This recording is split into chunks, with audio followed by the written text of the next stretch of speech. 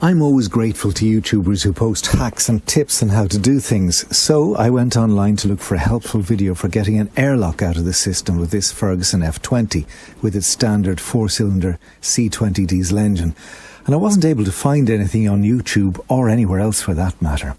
As you can see, I use this tractor with a grass topper for mowing, but I let the fuel run low. It didn't even run out.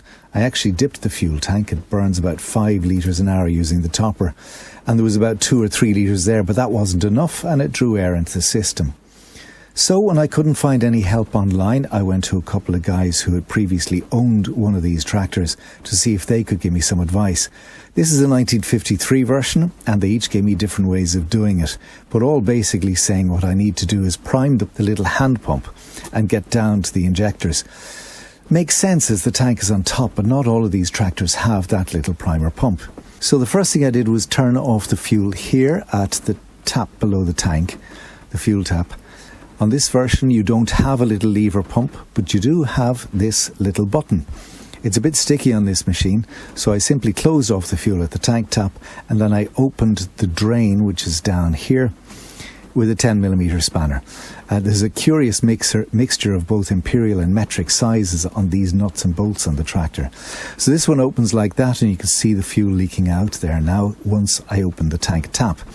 But if there wasn't fuel, I'd have to prime the little button again a few times to get a bit of fuel coming out. Now the last time I tried this it didn't work, so I had to open up at the back there, you can see a banjo nut to let a little bit of fuel seep out when I open the tank. So that's the banjo nut, and so I close off the fuel tank, open the banjo nut and see if it lets diesel down, and then close the fuel tank again so you know you're not wasting a whole load of diesel.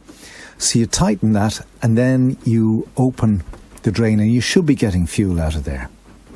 So the next thing to do is to go up to the injectors, which are up above the injector pump. So up here are the injectors. Start with the first one on the left. In this case I'm using an 11/16 spanner, which fits perfectly. You simply open that there, only needs a quarter or a half turn.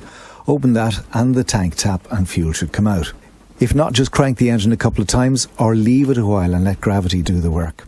That may be enough, but I would seal that and then open the next and open the third and fourth and try cranking the starter again. Hopefully you've plenty of battery charge, and it runs just fine now.